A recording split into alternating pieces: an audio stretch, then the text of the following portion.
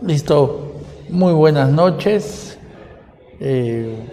Mi nombre es Juan Antonio Ireta Guerra, soy abogado, autor de varios textos de argumentación jurídica, soy docente en la Academia de la Magistratura, también soy docente en el Ministerio de Justicia, enseño a procuradores, a defensores públicos y otras entidades.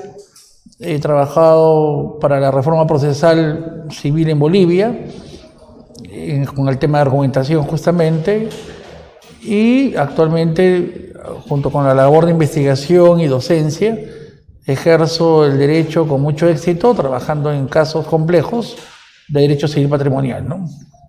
Entonces, para mí esto es mi vida, y una forma también de entender a la sociedad. Y justamente el tema que me han dado es referente ahora a los sistemas procesales, ¿no? Y es muy importante actualmente este tema, porque no se trata solamente de dos modelos de auto, no se trata de una diferencia entre el caballo y el auto, se trata de mentalidades y prácticas. Es algo mucho más profundo y más complejo. ¿Por qué?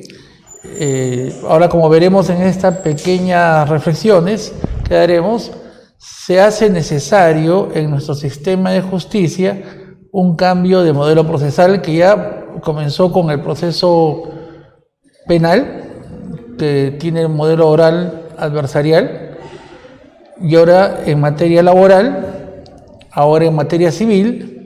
Y les quiero decir que estamos atrasados más o menos 50, 60 años en la reforma, ¿no? O sea, el Perú está sumamente atrasado en materia de reformas procesales, no así, por ejemplo, en algunos países de Centroamérica como El Salvador, ¿no?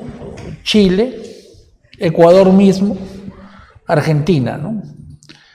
¿Por qué es importante ese cambio de modelo procesal? Porque fracasó el que teníamos nosotros. Aquí pueden ver ustedes en la imagen, por ejemplo, el viejo modelo del expediente escrito de un juez con roles inquisitivos. Ya no hablemos de solamente el proceso penal, sino la idea del juez inquisitivo, el juez tutelar, protector, que va a buscar la verdad, y de los litigantes que se acostumbran a comunicarse por escrito. Y como ustedes saben, el papel aguanta todo, y ahí tenemos ese sistema donde están enterrados los jueces y los abogados y los reclamos de las personas. En cambio, a la derecha podemos ver un proceso adversarial oral peruano, donde las partes comunican sus historias, presentan sus pruebas, aclaran las dudas, se establecen obligaciones probatorias, se desechan los argumentos irrelevantes, se impide las maniobras obstaculizadoras, y obviamente el juez puede decidir con comodidad. Me cabe darles la buena noticia de que la foto de ese juzgado atiborrado de expedientes es de un juzgado español en Mallorca, que salió en el diario El País por una huelga judicial donde ellos tienen los mismos problemas que tenemos nosotros: despacio, carga procesal, fraude procesal, falta de personal, retardo por la cantidad de congestión, ¿no? Y errores, obviamente, porque cualquiera se equivoca con lo escrito.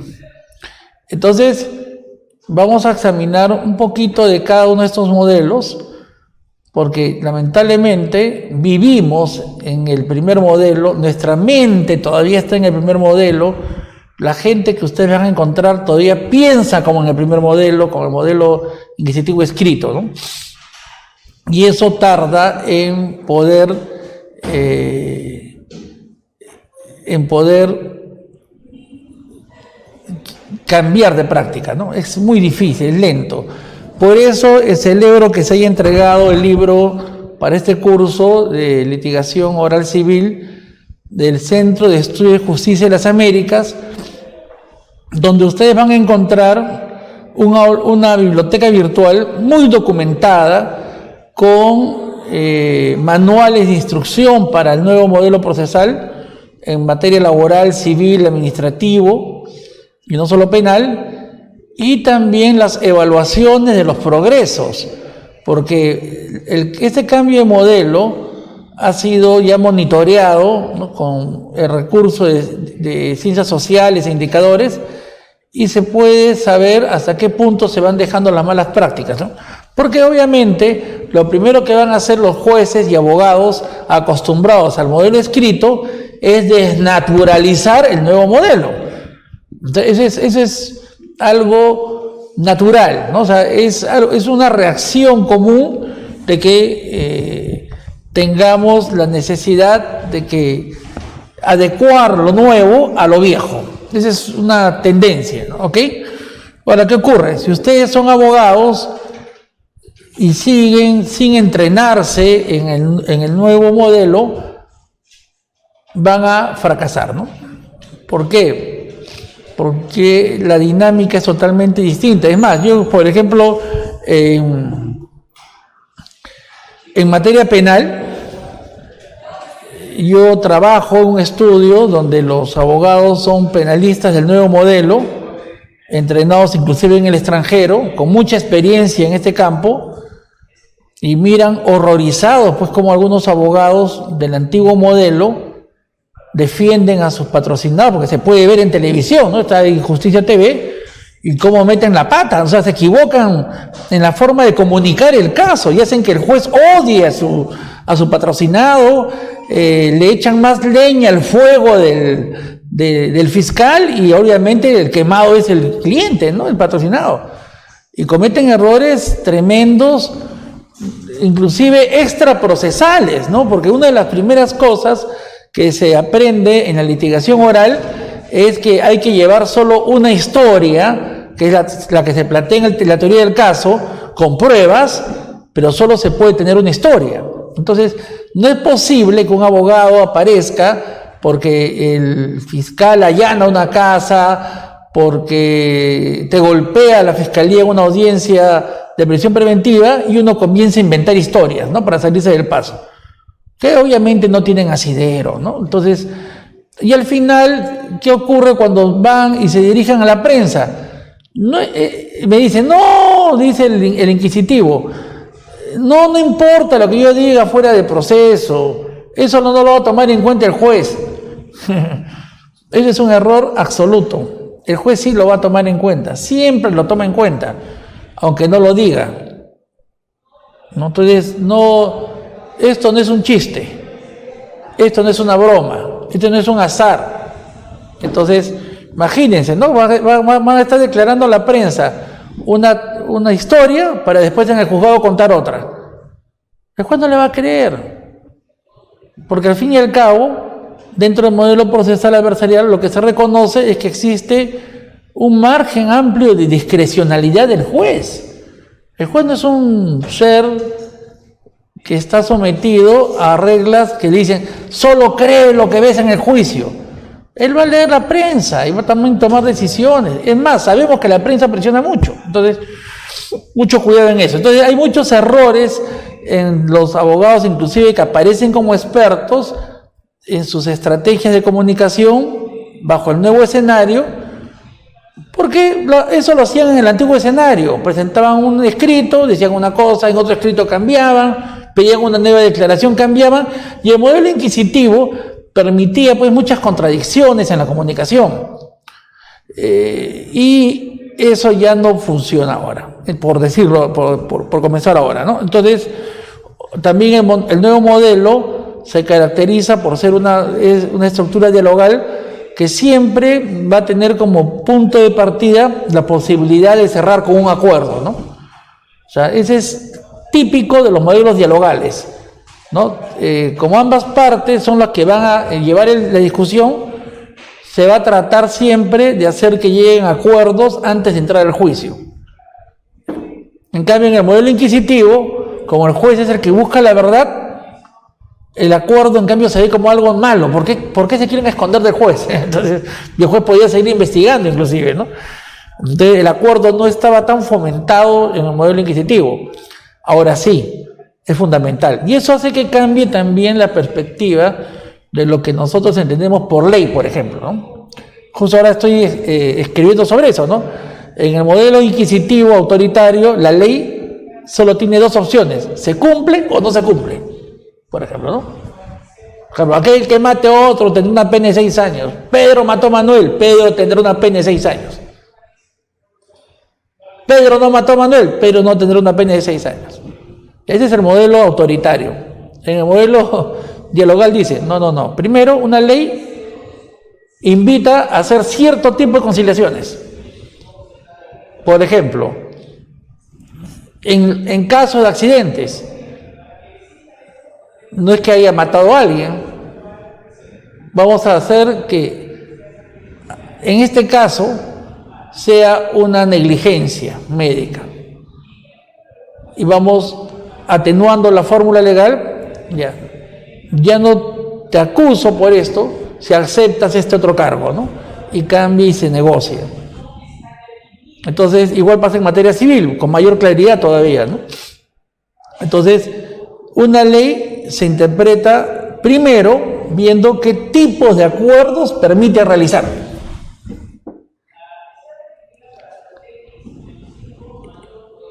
Y luego la ley vemos también qué tipos de casos merecen excepción o una atenuación de la ley, porque no se cumple con todo lo que la ley exige, ¿no? Entonces, en el modelo inquisitivo, la ley es 2 más 2 es 4. El problema es cuando viene alguien con 2.3 más 1.2 más 0.0 y falta un cachito para que sea 4. ¿Le damos 4 o no le damos 4? Y si se pasa, ¿le damos o no? Entonces, ¿qué hicieron en el modelo inquisitivo? No, rechaza lo que no venga el esquema. Después vinieron los reclamos y hay que interpretar para efectos de ver cómo hacemos que calce, ¿no? Doctrina, jurisprudencia, principios. Y nos hemos llenado de muchas mentiras para poder aceptar que a veces la realidad no calza con la norma. Entonces, ¿qué hacen en el modelo dialogal? Se van creando casuísticas que van a ayudar a entender la real aplicación de la norma a casos concretos que justamente la casuística se justifica por la justicia, ¿no? De la decisión que se toma, o sea, porque es algo justo, no es abusivo y corrige esos cambios vitales que hay en la sociedad que hacen que en la norma no se pueda aplicar como un 2 más 2 es 4, pues, ¿no? Entonces, ¿qué ocurre? Vamos a entrar ahora a tallar. Entonces, por ejemplo, en los sistemas penales, que nos va a servir de modelo, porque igual también va a ser casi con los civiles, tenemos el sistema inquisitivo, el sistema acusatorio y el sistema mixto. En el sistema civil hablamos del sistema acusatorio, pero, por ejemplo, el sistema mixto, solo de nombre es mixto, porque nunca llegó a ser tan mixto. Les cuento, o sea, en el sistema inquisitivo, el juez es el que investiga el caso. El juez es a la vez el fiscal. El juez era también el que condenaba, investigaba y condenaba. Ese era el juez inquisitivo. Y civil también era igual. O sea, el juez era el que buscaba la verdad. Podía citar testigos, podía citar, hacer inspecciones oculares, ¿ya? Pero el juez inquisitivo que nosotros conocemos es el típico del siglo XIX, por ejemplo, ¿no? A ustedes, por ejemplo, les dicen, ya, ¿cómo probamos la inferencia Pedro mató a Manuel? O Pedro robó a Manuel, o Pedro debe a Manuel. Entonces dicen, para probar ese enunciado hay que hacer una inferencia, dicen ahora, ¿no? Inductiva, abductiva, en base a testimonios, en base a huellas o pericias. No, el juez inquisitivo no andaba en esas cosas. El juez inquisitivo mandaba a torturar, mandaba a seguir a las personas, secuestraba al testigo hasta que confiese, sobornaba. Y hay libros muy interesantes de los jueces inquisitivos alemanes del siglo XIX que, frente a la presión social para utilizar nuevas formas de buscar pruebas, que después con pericias, ¿no?, más atenuadas, solo interrogando testigos, reclamaban de que eso no servía para realmente investigar el delito, necesitando siempre los métodos inquisitivos, ¿no? Y para eso tenía como ayudante a la policía.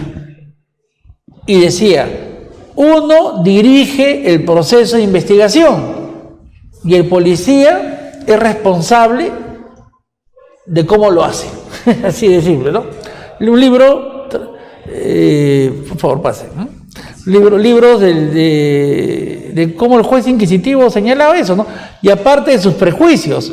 Por ejemplo, en este libro de Grossman, del juez alemán, ya los gitanos están muertos, ¿no? O sea, hay un robo y hay un gitano, el gitano tiene la culpa, ¿no? Igual en el Perú, ¿no? Si se trata de una comunidad como en Miraflores, si roba a alguien, ha sido pues el campesino que venía de agricultor, el negro que trabajaba a la vuelta de jornalero, a él le echaban la culpa de arranque. Entonces había un sesgo por clases sociales, muy parecido a lo que ahora hemos visto, por ejemplo, ¿no? Con una profesora humilde que atropella a 2 niños, los hiere, se va 7 meses presa. La otra señorita de sociedad, con buena familia, buen apellido, buen vestir, buen hablar, no se va a ir presa, así nomás, se ha tenido que saltar toda la prensa. Bueno, esos sesgos que nosotros vemos hoy día, en plena democracia, imagínense pues en el siglo XIX, ¿no? O hasta hace no mucho, más de 20 años. Entonces el sistema inquisitivo es de un juez que golpea a las personas. Es un juez que castiga de verdad y busca pruebas torturando, no tiene ningún peso, ningún reparo en eso, ¿no? Entonces, cuando se creó, obviamente, cuando surge el sistema inquisitivo en Europa continental, especialmente de España, y obviamente España influye en todos los países europeos. ¿Por qué? ¿Por qué influye? Por la religión y porque España controlaba Europa también, era el modelo. Nosotros conocemos decimos la Revolución Francesa, pero en realidad, acuérdense que durante 3 siglos el ejército español pisó toda Europa.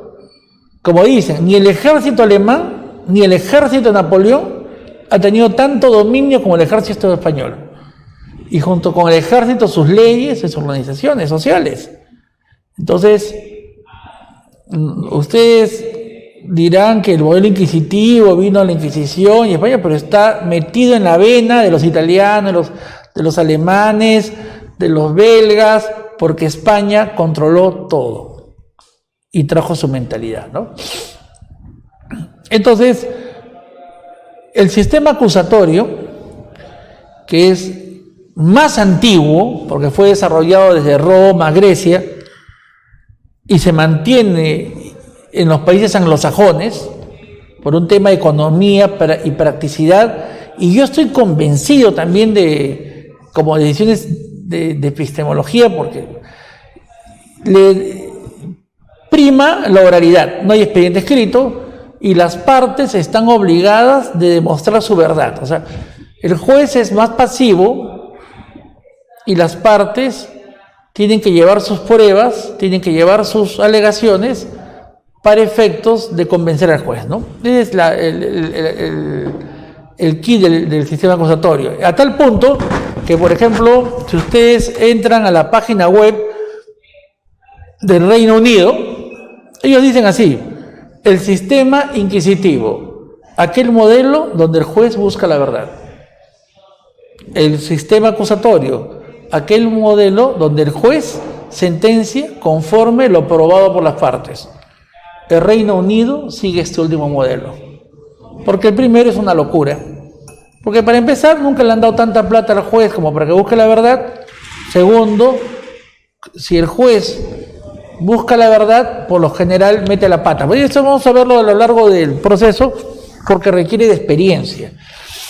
El conocimiento de los casos no es abstracto, es muy que depende de la experiencia en cada tipo de caso y circunstancias, ¿no? Entonces, el juez no puede tener tantas experiencias como, por ejemplo, si hay un lío entre campesinos por una tierra, el juez que sabe pues de campesinos, ¿no? Tiene que resolver, pero va a tener que decidir sobre la experiencia de esas personas. Entonces, ellos crearon un sistema que ya era exitoso para el siglo XVIII. Y todos sabían en Europa que había que abandonar el modelo inquisitivo. Y entonces crearon el sistema mixto, mitad-mitad. Un juez que investiga y un tribunal que hace el juicio oral. Pero aquí en el Perú, por ejemplo, inmediatamente se hizo una norma de excepción, que era la de los juicios sumarios, y todo seguía igual que antes. O sea, al fin y al cabo, la mayoría de delitos pasaban a ser investigados y sentenciados por el mismo juez, ¿no? Mediante una norma de excepción. Entonces eso no crean que le digan, oh no, el Perú entró a un sistema mixto. Al final y al cabo se hacen tantas excepciones que se mantiene el mismo sistema, ¿no? O sea, es una aspiración. Entonces, a ver, aquí vamos Entonces, en nuestro sistema social estamos tratando de ingresar al sistema acusatorio a un sistema oral, ¿no? que reemplace. Bueno, entonces acá tienen ustedes, ¿no?, que en la Roma antigua se trató de establecer un modelo acusatorio proveniente de Grecia, ¿no?, que en realidad es un modelo oral adversarial por jurados. ¿Qué había pasado en Grecia? Veremos luego, ¿no? Se instaura como un proceso, como alternativa a un modelo de nobles que decidían como élite, ¿no?, que ellos tenían los arcanos y los procedimientos, y se decide crear jurados y una justicia popular, ¿no? Y esto pasa a Roma, porque los romanos aprenden, al invadir Grecia, aprenden ese sistema y lo instauran, ¿no? Y dura unos cuantos siglos, y de ahí, cuando Roma decae, vuelve a aparecer solo en Inglaterra, ¿no? Entonces, en la Edad Media ya crea el modelo inquisitivo. Los franceses intentan hacer el mixto, ¿no? Y como ven ustedes, ¿qué pasaba en Francia? Luego veremos por qué ellos no se atreven a ir al modelo oral adversarial. Ellos tuvieron un periodo de jurados imitando el modelo adversarial oral, pero fue tan catastrófico, murió tanta gente que recularon y ya no quisieron continuar con el sistema de jurados, ¿no? Y eso lo hizo el Tribunal Revolucionario Popular, que era un jurado que mató más de 15.000 personas en un año, ¿no? Entonces, chao jurado, y volvemos a un sistema mixto, ¿no? Ok, entonces luego vemos acá, ¿no? Entonces, para que tengan un concepto, ¿no? El que a diferencia del acusatorio permite al juzgador exceder la acusación y aún condenar sin ella. Y es cierto, pues, o sea, es un sistema que ha tenido muchas excepciones, mucha arbitrariedad en la aplicación práctica, ¿no? Entonces, el juez dirige el proceso, el juez es titular de la acción penal, el juez es jerárquico y verticalmente superior, tiene operadores, policías, torturadores, guarda el secreto, la actuación de parte, el privilegio de la confesión, tenía mucho tiempo un sistema tasado, inmediatez procesal, la privación de la libertad como un mecanismo inmediato, la presunción de culpabilidad es casi un eje automático, todo por escrito, exige doble, triple instancia y delega muchas funciones, ¿no? ¿Qué ocurre?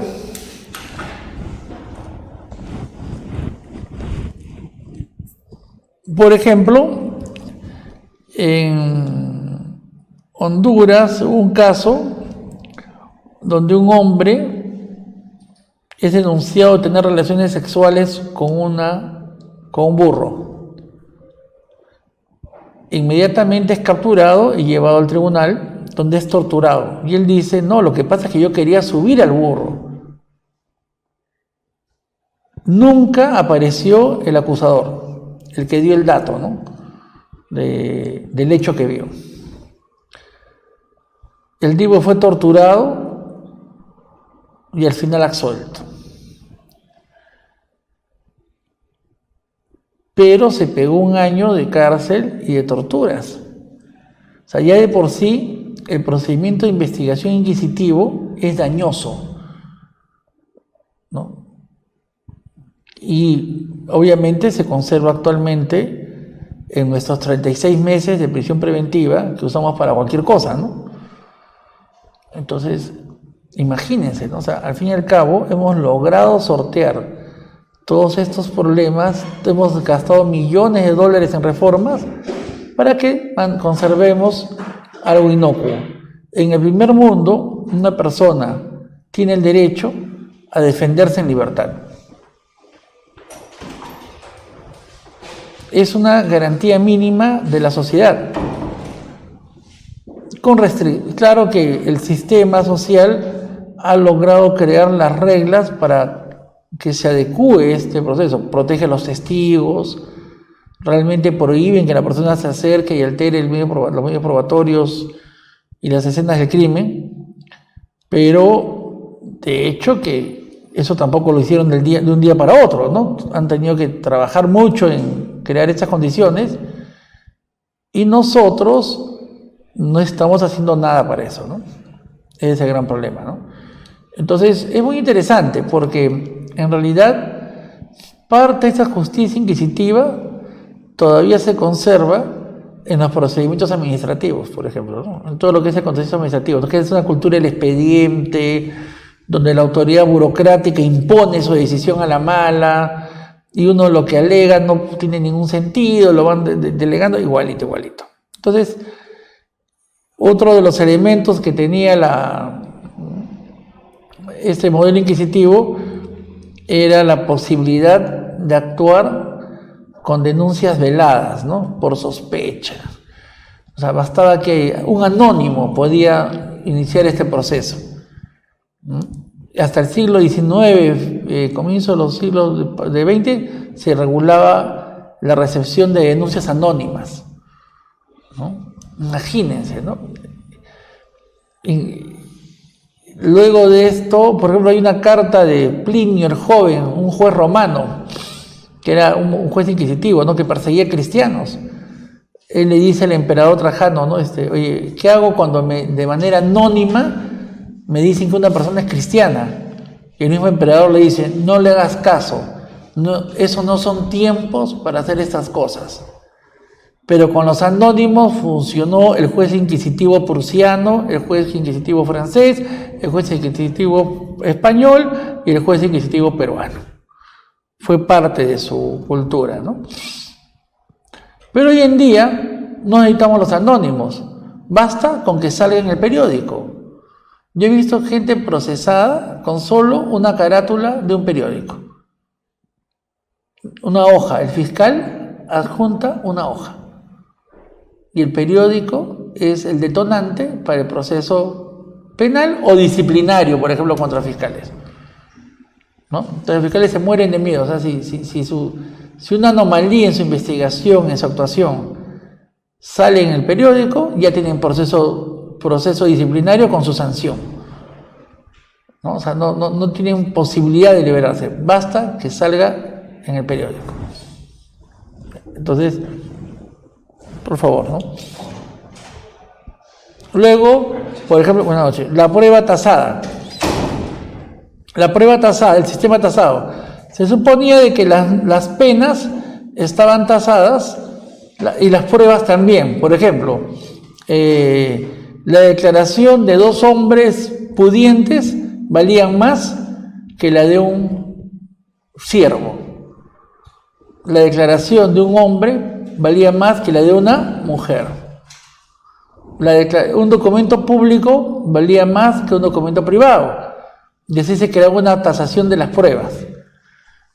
Pero hoy en día, esta mentalidad hace que, por ejemplo, en muchos tipos de procesos, ¿cuál es ahorita una prueba privilegiada? Una pericia, por ejemplo, de una entidad pública, ¿no? Y basta que un psicólogo, que un médico, uno diga algo y eso el juez lo toma como ley, sin ningún tipo de examen con otro que lo confronte, ¿no? No es solamente el hecho que 2 o 3 vayan de la manito, sino que entonces la tendencia a rutinarizar y decir, ya, esto es mucho problemático, ya, aquí tiene, es documento público, vence, y eso se mantiene totalmente, ya ni quieren discutir si es documento público, dicen, no, es un informe oficial, suficiente, ya no quieren examinarlo ni analizarlo. Entonces, para que ustedes vean la gran dificultad. Y por ejemplo, no hay nada más horrible, ustedes que son jóvenes ahora que los estoy viendo, para un abogado, que un juez pida pruebas de oficio, ¿no? O sea, y más aún cuando son realmente impertinentes, ¿no? Ahí me han pasado 3 casos de este tipo, ¿no? Una, por ejemplo, de un juicio de alimentos donde un joven tenía 5 años en la Universidad de Lima y pasaba con 0,11. O sea, lo jalaban un curso, volvía a repetir el curso y al final pasaba con 11 y se matriculaba con los créditos mínimos. Entonces, gracias a esta maniobra fraudulenta, obviamente, este joven había pasado 5 años estudiando administración y solo había avanzado 3 ciclos. Obviamente, eso era un fracaso, ¿no? Y la ley establece que para que existan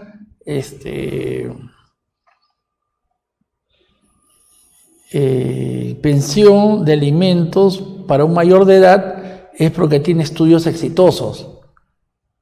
Ese joven definitivamente, así que acabara la carrera, nunca nadie lo iba a contratar, ¿no? Porque era un fracaso absoluto. Seguía en el sistema en el nivel más ínfimo que se podía tener.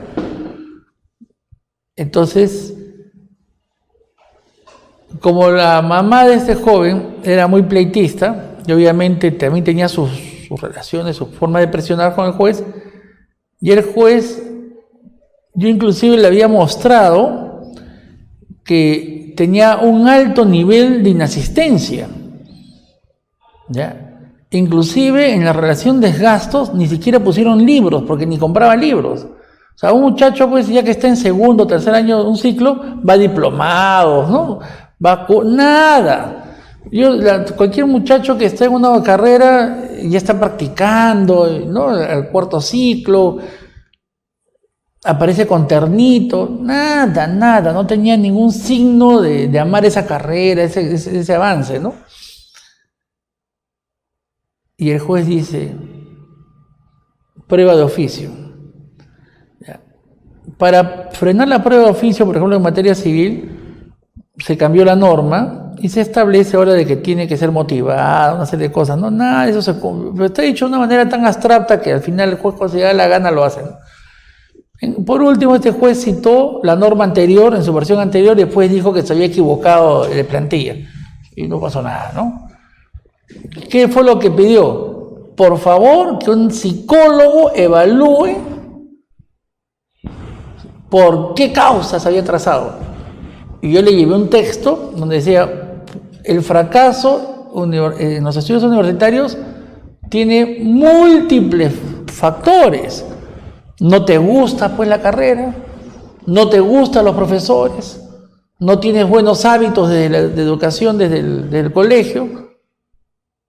Hay un montón de factores. ¿Y qué culpa va a tener el papá de estar pagando 4.000 soles mensuales? El hombre estaba hasta acá, el señor, que tenía una fuerte retención. Y eso atrasó 1 año más el caso. ¿ok? El señor tenía cáncer, más hacer otra carga familiar, ciego totalmente. Al final se ganó, ¿no? Porque la psicóloga obviamente dijo que no había razón, ¿no? Para ese tipo de cosas, ¿no? Y no era parte del petitorio. Y hace poco pasó también lo mismo con un amigo, que una magistrada en Chimbote admite de oficio un registro de notas en inglés de una universidad, en inglés sin traducir, para acreditar carga familiar del demandado. O sea, el demandado llega, no, yo tengo un hijo en Estados Unidos que estudia, acá están sus notas, y todo está en inglés. Y la jueza dice, bueno, de oficio lo admito, porque el tipo era rebelde inclusive. La consulta, no tienes que apelar. ¿Por qué? Porque todo documento en otro idioma tiene que ser traducido oficialmente en el lenguaje peruano. Es más, hay una norma consular que dice que los documentos extranjeros, si no tienen un sello oficial, la traducción es no oficial. Así lo haga un perito oficial. No tiene valor un documento sin sellos oficiales que venga del extranjero, que acredite su autenticidad, no tiene valor en el Perú. Es todo un tema sofisticado porque es de soberanía. O sea, el Estado dice, para que yo pueda hacerle caso a un documento de otro país, su autoridad tiene que haberlo visado y yo voy a ver si lo acepto para que opere aquí. Y nosotros hicimos una traducción informal del asunto y el tipo parece jalado también, no sé, igualito, o sea, que se metía 3 créditos por ciclo y repetió, o sea, fracasó, se volvió a escribir, fracasó, se volvió a escribir, o sea, tenía 3 ciclos repetidos. Pero eso la jueza no quería que veamos eso, obviamente, porque le dijo, no, hay que aceptar lo que está en inglés.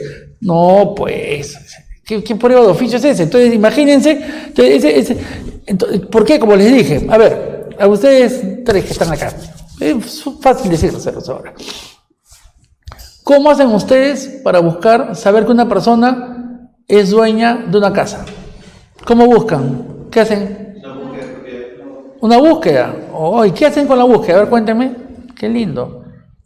Para saber si tiene una propiedad escrita. ¿Qué propiedad de registros públicos? Está bien. Ya. Eso es lo que todo el mundo sabe, pero yo soy abogado patrimonialista. Yo tengo que saber, más allá de toda duda, si una persona es dueña o no. Entonces, ¿qué hago? Yo busco los títulos que no se han archivado, que no se han inscrito. Y para eso pido, por acceso a la información, todos los títulos que no se han inscrito y se han pretendido inscribir en los últimos 30 años en esa partida, o ficha, o tomo, y me sale.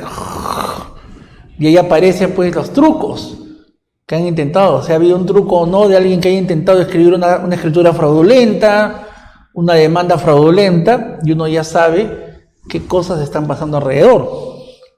Entonces, ¿qué pasa? Eso depende de la experiencia. Entonces, el juez inquisitivo no tiene experiencia y dispara, pues, nada más, ¿no? Entonces, en el modelo adversarial, en cambio, se exige que el abogado tenga mucha experiencia para meterse a defender un caso. Entonces, él es responsable de hacerlo lo mejor posible. Entonces, y si fracasa el abogado y hace equivocar al sistema, el abogado paga una reparación civil a todo el mundo, ¿eh? Y por eso que ellos tienen que tener seguro. Ahí sí se entiende que hay una alta responsabilidad del abogado al presentar la causa, ¿no? Lo hace porque sabe que está aprobado, no va a hacer búsquedas, ¿no? Entonces, el sistema inquisitivo ha creado una serie de anomalías en nuestras prácticas procesales.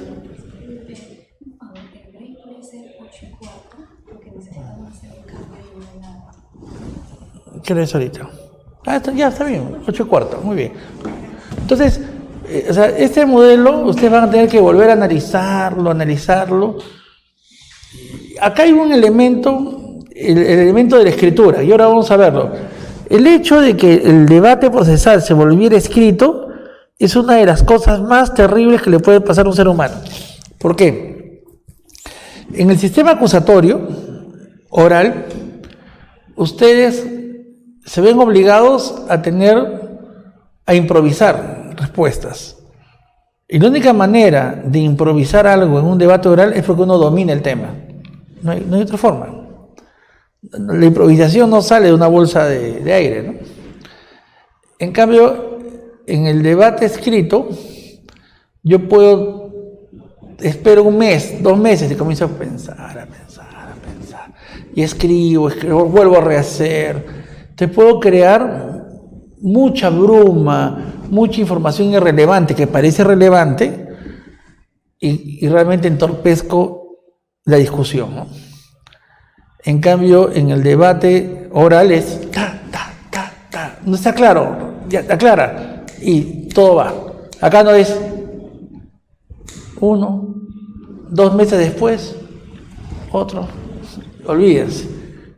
Yo en 10 días puedo hacer la metafísica de las costumbres de Kant de nuevo. Y en 6 meses puedo hacer la fenomenología de Hegel como contestación. Puedo volverlo tan complicado el asunto que distorsiono, ¿no? la claridad para poder llevar agua a mi granero. Y eso hacen todos los abogados. Y lo hacen de toda la vida. Entonces el modelo escrito es terrible. ¿Ok? Entonces vamos siguiendo acá, vamos a seguir acá. Entonces el sistema acusatorio, ¿no? El régimen penal o sancionatorio que impone a quien acusa la carga de probar las imputaciones delictivas para destruir la presunción de inocencia. En el modelo adversarial oral, en los civiles, obviamente la carga de prueba pasa a las partes para acreditar sus pretensiones, ¿no? Pero siempre ahí lo que determina es la oralidad, ¿ok?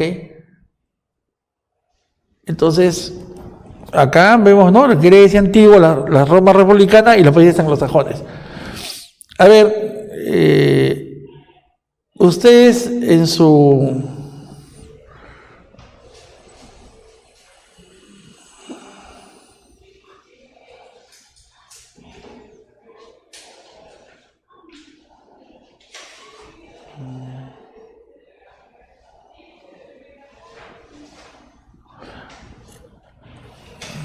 Santo Dios.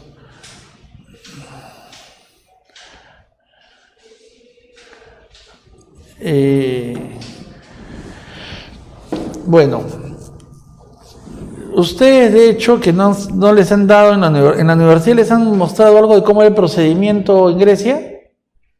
No, les han dicho, a ver, cómo fue el proceso a Milón, el famoso juicio a Milón en Grecia, el pro Milone, no les han dicho.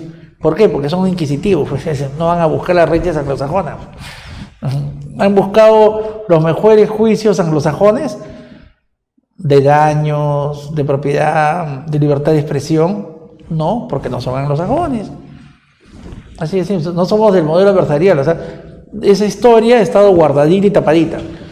Y nosotros, ¿cuál era nuestra historia? Torquemada, por ejemplo, ¿no? Que con la Inquisición. Entonces, miren, el sistema acusatorio, todo lo que tiene de diferente, ¿no?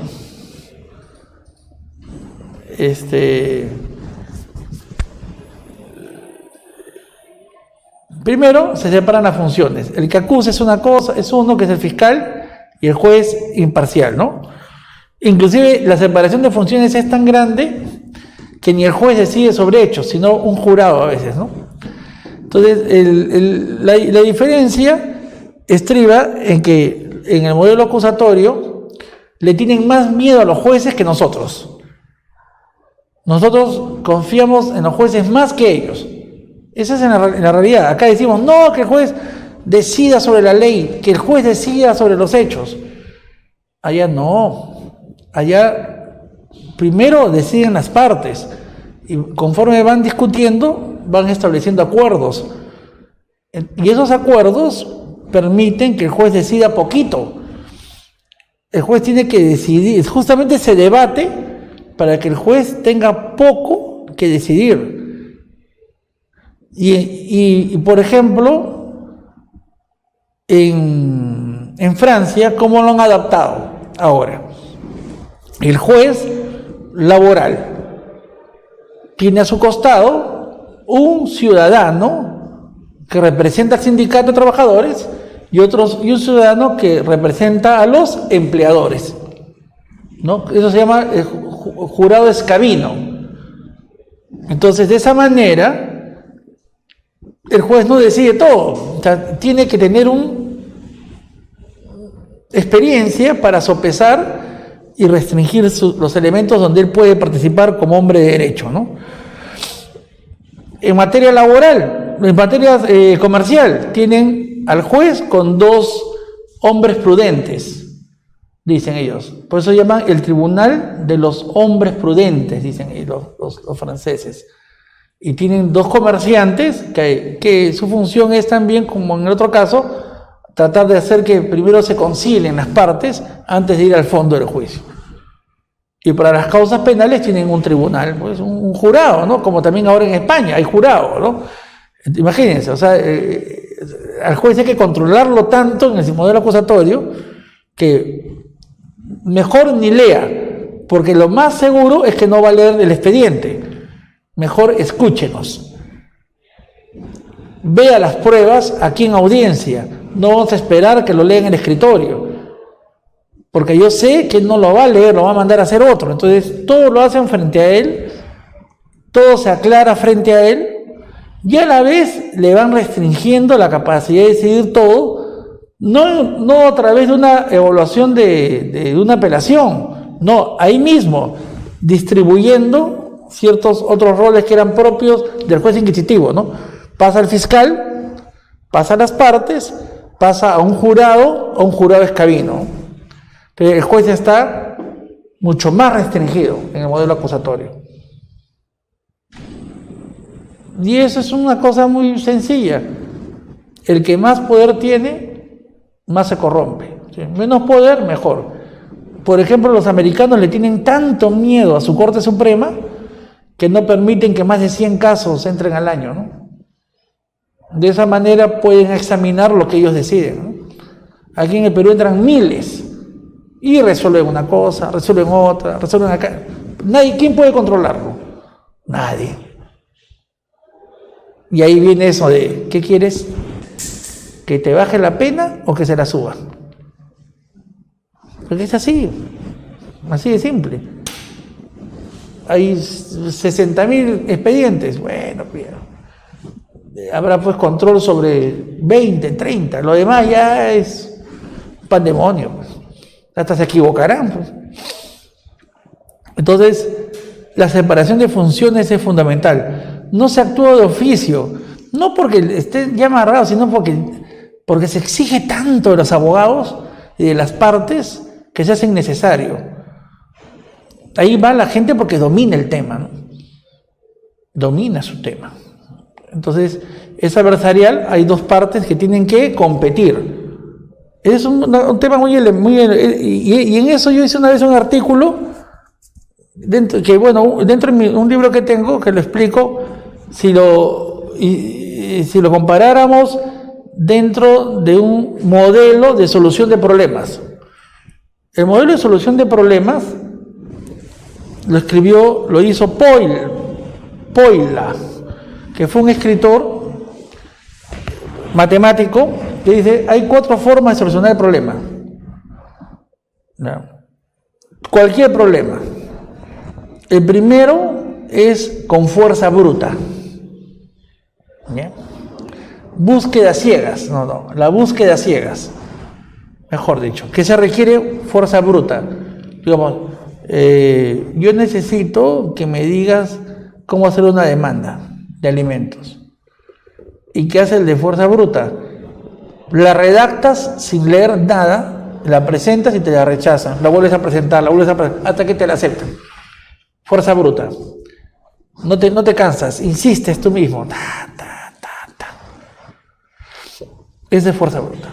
Como las máquinas, los software que buscan las claves, ¿no? De craquear están todo el día trabajando buscando la solución. Esa es la fuerza bruta. Uno explora ciegas. La segunda es heurística, así se llama el procedimiento. ¿Y qué es la heurística? Buscar un modelo. Ese es el más común, ¿no? Dame una plantillita, haces un modelo. ¿Cuál es el problema del modelo? Que siempre hay que adecuarlo a las nuevas circunstancias, porque de repente copias un modelo que ya está desfasado, ¿no? Imitar. La heurística es imitar. De ahí viene la tercera, que es racional. ¿Cuál es el procedimiento racional? Seguir reglas. Ustedes buscan el Código Civil y ustedes consultan el Código Civil, sacan las leyes y hacen su demanda. Pero es posible que se equivoquen. Pero el procedimiento racional cree que haciendo ciertos pasos yo voy a obtener un resultado, como una receta de cocina, ¿no? O sea, abra la caja, mezcle el producto con 2 tazas de agua, eche una pizca de sal y va a salir lo que yo ofrezco como procedimiento, ¿no? El modelo inquisitivo es racional, ¿no? En ese sentido. Siempre creyó mucho en las reglas, en los procedimientos. El modelo adversarial oral, su fuerza está en la competencia. Es otro modelo, que es el cuarto y último modelo de solucionar problemas, por competencia. Es decir, tú dices inocente y tú investigas si es culpable. Vamos a ver quién gana. Y cada uno busca todos los elementos para defender esa tesis, ¿no? Tú eres pro y tú eres contra. Por ejemplo, una escena que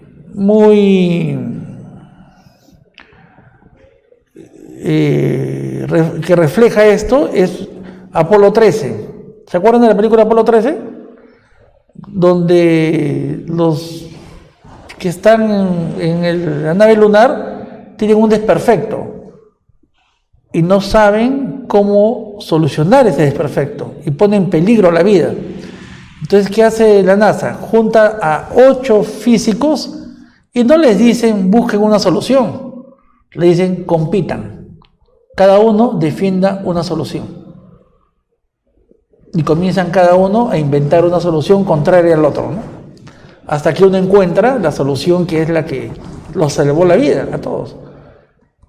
Entonces, ese es un procedimiento por competencia, ¿no? Que obviamente en el Perú no se hace, porque los jueces, los abogados, sus docentes, ¿qué les va a querer que ustedes compitan?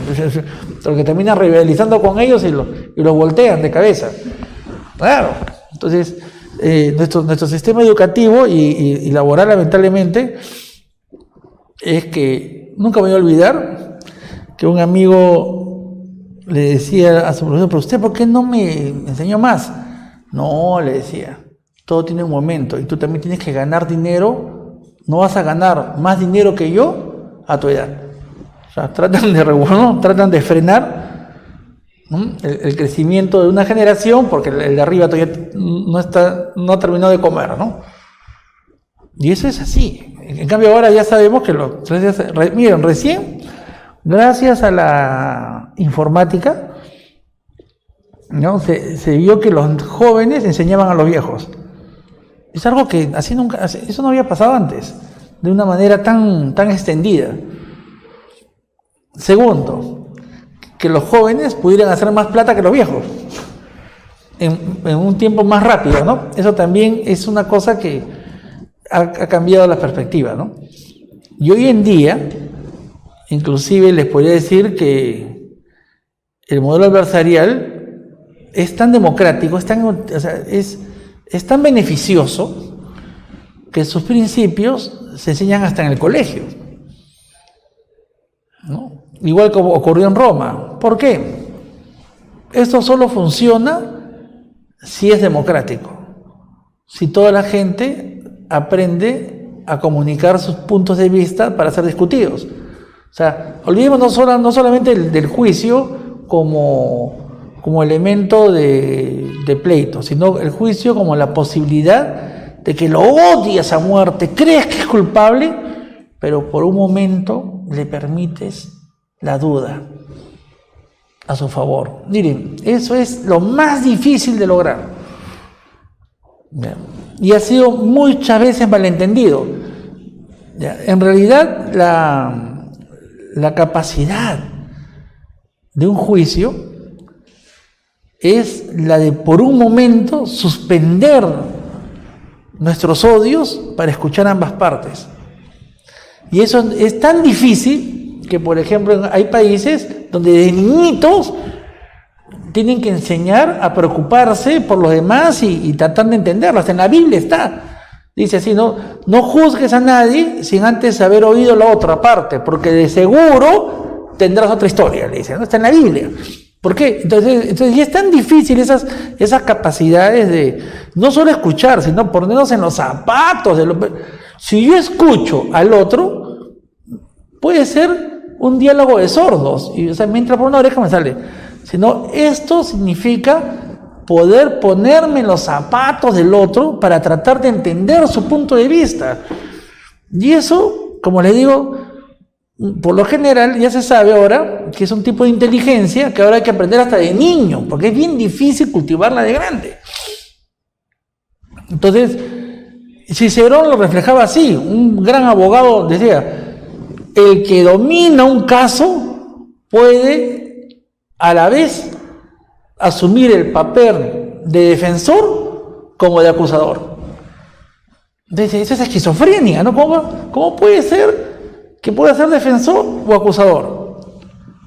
Lo que él te estaba diciendo ahí es que dominas tanto el tema que puedes ponerte en el zapato del otro.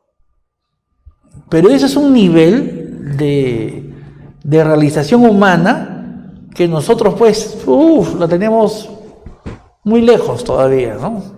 En nuestra cultura, en nuestra forma de ver las cosas, ¿no?